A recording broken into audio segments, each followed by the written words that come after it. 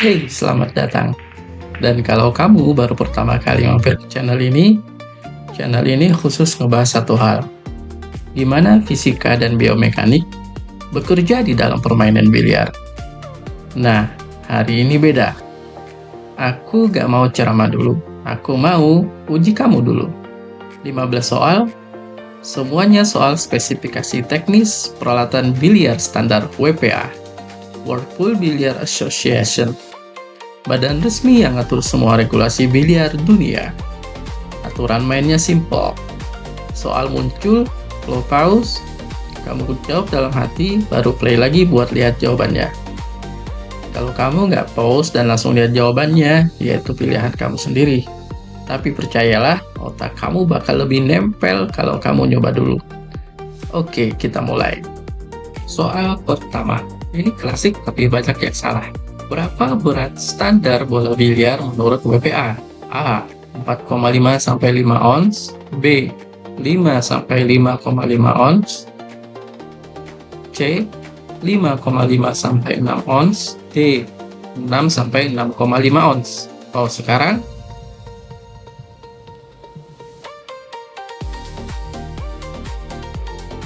jawabannya C. 5,5 sampai 6 ons atau setara dengan 156 sampai 170 gram. Ini bukan angka sembarangan.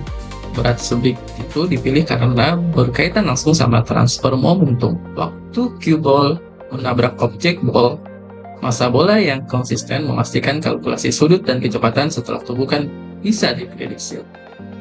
Bola yang terlalu ringan, refleksinya jadi lebih besar dari yang diharapkan. Terlalu berat, energi yang ditransfer jadi tidak efisien. Soal nomor 2, masih berkaitan dengan bola. Berapa diameter bola biliar standar WPA? A. 2 inci. B. 2/4 inci. C. 2/3/8 inci. Atau D. 2,5 inci.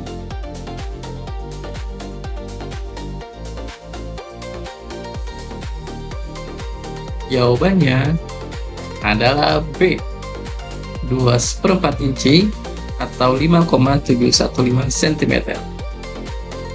Tapi yang lebih menarik, toleransi yang diizinkan WPA cuma plus minus 0,127 mm. Itu tipis banget, hampir setipis lembar kertas. Kenapa harus sepresisi itu? Karena diameter bola mempengaruhi titik kontak antara Q-tip dan bola. Kalau ada perbedaan diameter antara bola dalam satu set, aplikasi spin atau English-nya jadi tidak konsisten. Lanjut soal nomor 3. Bola biliar standar WPA terbuat dari bahan apa? A. Keramik berglasur. B. Resin polyester. C. Ebonit keras. Atau D. Cast phenolic resin plastik.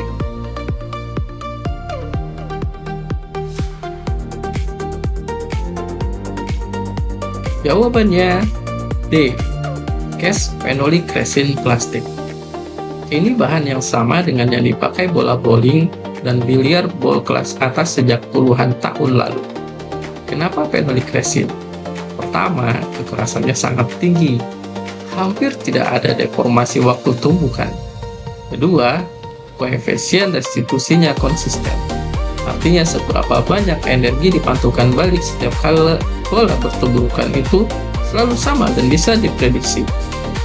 Bola berbahan polyester biasa itu lebih murah, tapi jauh lebih cepat aus dan koefisien restitusinya tidak konsisten.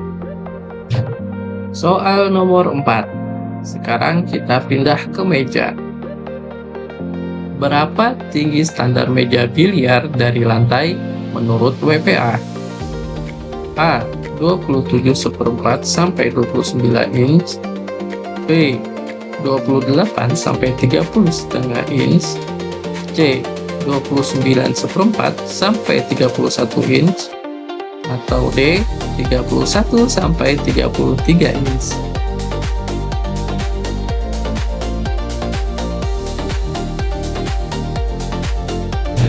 Jawabannya adalah C. 29,4 sampai 31 inch atau 74,3 sampai 78,7 cm. Range ini dirancang supaya pemain yang tinggi rata-rata bisa eksekusi stroke dengan postur optimal. Punggung sedikit condong ke depan, lengan berayun bebas, mata sejajar dengan jalur bidikan. Kalau meja terlalu rendah, pemain harus bungkuk berlebihan dan bahu jadi tidak sejajar. Terlalu tinggi, sudut pendekatan cue ball jadi terlalu curam. Dua-duanya mengganggu biomekanik stroke. Selanjutnya, berapa ukuran permukaan main meja 9 feet standar WPA? Tidak termasuk cushion atau rel. A. 92 kali 46 inch. B. 96 kali 48 inch. C. 100 kali 50 inch. Atau D. 104 kali 52 inch.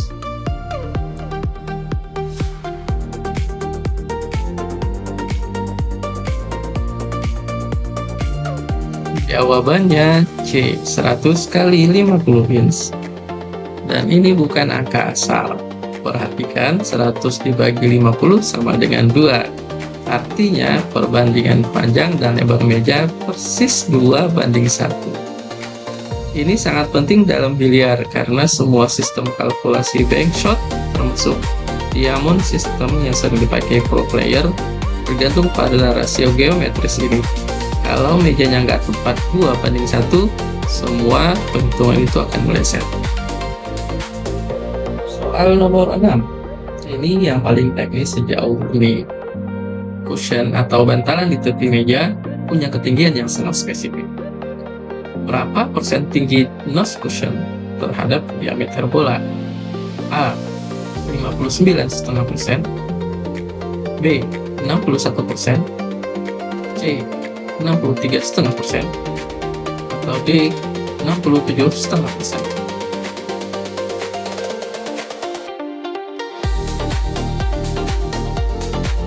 Jawabannya adalah C.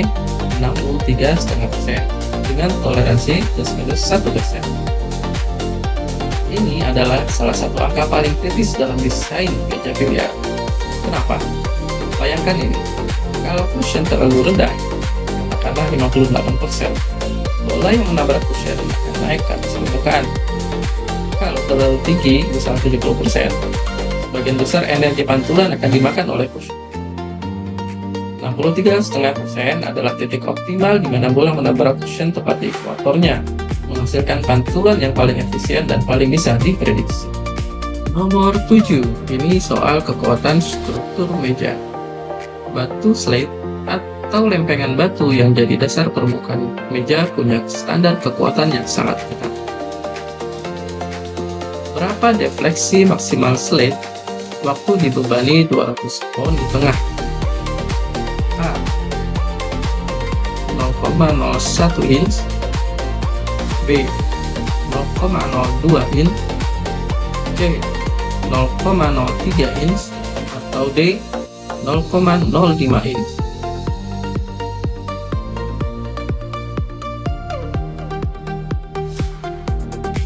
Jawabannya adalah C. 0,03 inch atau 0,762 mm. Kelihatannya kecil banget dan memang harus kecil itu. Coba bayangkan meja yang sedikit melengkung di tengah. Bola yang diputar melewati tengah meja akan terus-menerus berbelok sedikit ke arah yang sama. Dalam satu game biasa mungkin tidak kelihatan, tapi untuk pertandingan, perbedaan lintasan sekecil 1 mm bisa mengubah hasil pukulan secara signifikan. Soal 8. Berapa lebar corner pocket standar WPA? A. 4 sampai 4,25 inch. B. 4,5 sampai 4,625 inch. C. 4,75 sampai 5 inch. D. 5 sampai 5,125 inch.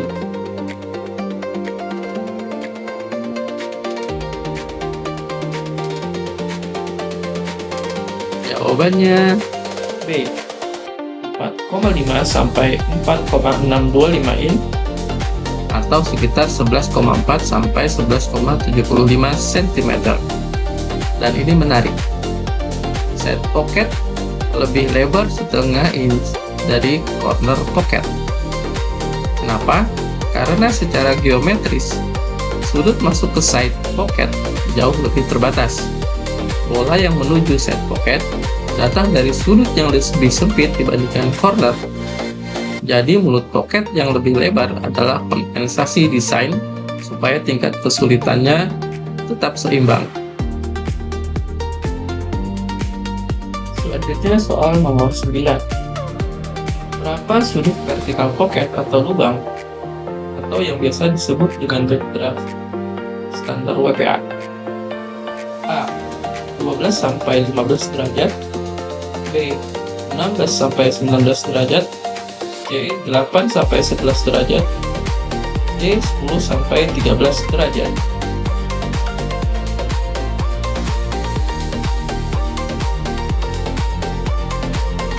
Jawabannya A. 12 sampai 15 derajat. Sudut ini menentukan apakah bola yang masuk ke dalam lubang akan diterima dengan mulus atau mental balik keluar. Terlalu tegak mendekati 90 derajat, bola akan menghantam dinding pocket dan bisa terpental. Terlalu miring, bola dan tembakan sudut tajam akan kesulitan masuk. 12 sampai 15 derajat adalah sweet spot yang mengakomodasi semua variasi tembakan. Sekarang soal cue stick. Berapa panjang minimum cue stick yang diperbolehkan di kompetisi WPA? A. 36 inch atau 91,4 cm, B. 40 inch, C. 44 inch, atau D. 38 inch.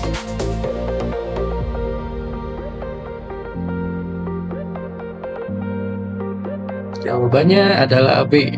40 inch atau 1,016 meter. Dan tidak ada batas maksimum. Panjang cue berkaitan dengan leverage. Semakin panjang cue, semakin besar potensi kecepatan ujung tip waktu stroke. Tapi ada trade-off. Cue yang terlalu panjang menurunkan kontrol.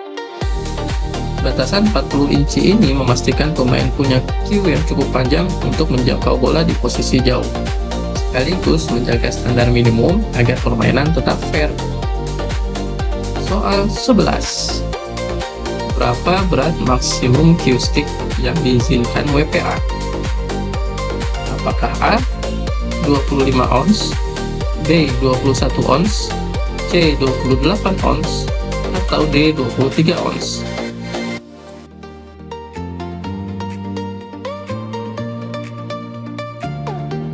A. 25 ons atau setara dengan 708,75 gram. Sekarang bandingkan bola biliar beratnya 156 sampai 170 gram, cue stick dengan maksimal 708 gram. Artinya cue sekitar 4 kali lebih berat dari bola. Dalam fisika tumbukan, waktu benda jauh lebih berat menabrak benda yang lebih ringan, hampir semua energi kinetik ditransfer ke benda yang lebih ringan. Inilah mengapa stroke yang relatif pelan pun bisa mendorong bola dengan kecepatan cukup tinggi. Soal 12. Berapa lebar maksimum ujung cue tip yang diperbolehkan WPA? A. 12 mm, B. 10 mm, C. 16 mm, atau D. 14 mm.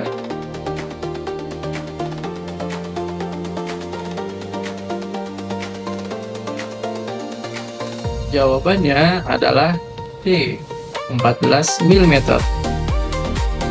Lebar tip menentukan apa yang disebut dengan kontak patch, area kontak antara tip dan bola saat tumbukan terjadi.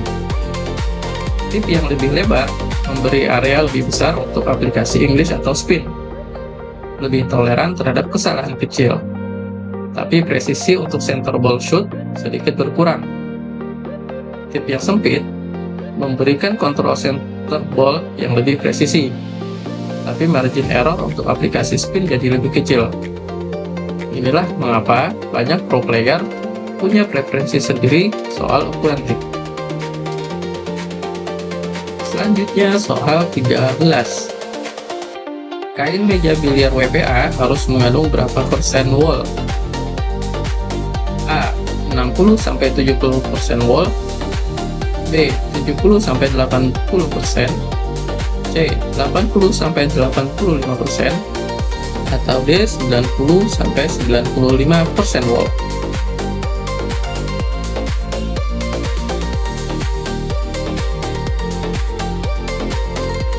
Jawabannya adalah C. 80-85% wool worsted. Sisanya adalah nilon. Tapi menariknya, WPA sebenarnya lebih prefer kain 100% wool combined worsted kalau tersedia. Kenapa wool? Wool punya struktur serat alami yang menciptakan koefisien gesek sangat konsisten. Konsistensi itu sangat krusial, karena rolling resisten bola harus sama di semua titik meja. Kain berbahan campuran sintetis cenderung punya gesek yang bervariasi tergantung arah, yang bisa bikin lintasan bola jadi nggak konsisten. Soal nomor 14. Satu lagi sebelum soal terakhir. Berapa minimum pencahayaan yang harus diterima seluruh permukaan meja? A. 700 lux atau 65 foot candles. B. 520 lux atau 48 foot candles. C. 450 lux atau 42 foot candles. Atau D. 350 lux atau 32 foot candles.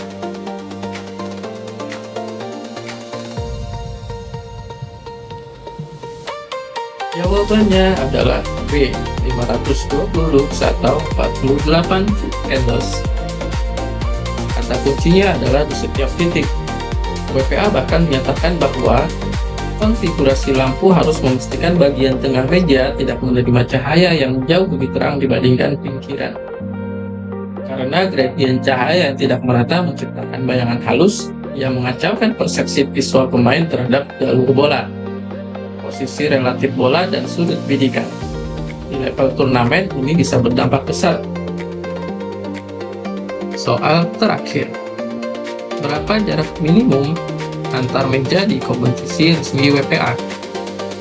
A. 6 kaki. B. 4 kaki. C.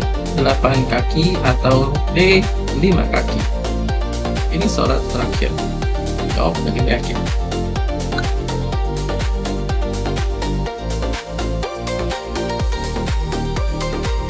Jawabannya A. 6 kaki atau 1,83 meter. Diukur dari luar rel ke rintangan terdekat ke semua arah. Jarak ini memperhatikan skenario paling ekstrim. Pemain harus eksekusi shot dari posisi paling sulit sekalipun. Cue hampir horizontal, badan jauh berentang ke tepi meja. 6 kaki memastikan gak ada pemain yang terpaksa mengubah stroke-nya karena keterbatasan ruang. Konsistensi ruang gerak sama dengan konsistensi biomekanik, sama dengan pertandingan yang fair. Dan itulah 15 soal biomekanik biliar dari spesifikasi resmi WPA. Sekarang hitung berapa soal yang kamu jawab dengan benar. Kalau kamu dapat 13-15, kamu sudah punya fondasi teknis yang kuat. Channel ini bakal jadi makananmu sehari-hari. Kalau kamu dapat 8-12, bagus. Kamu sudah di jalur yang tepat. Masih banyak yang bisa kita gali bersama. Kalau kamu dapat di bawah 8, jangan khawatir. Justru ini artinya kamu bakal banyak dapat insight baru di channel ini. Dan itu yang kita mau. Yang bikin semua angka tadi menarik bukan paparannya, tapi kenapa angka itu dipilih. Di balik setiap spesifikasi ada logika fisika dan biomekanik yang solid. Dan itu yang terus bakal kita bongkar di channel ini. Kalau kamu nemu video ini bermanfaat, subscribe dan aktifin loncengnya, karena video berikutnya bakal masuk jauh lebih dalam. Kita bakal bahas gimana berat bola dan panjang cue stick berkontribusi pada transfer momentum. dan kenapa pemain pro punya preferensi sirkuit peralatan yang sangat spesifik. Sampai jumpa di video berikutnya. Terus belajar, terus berlatih.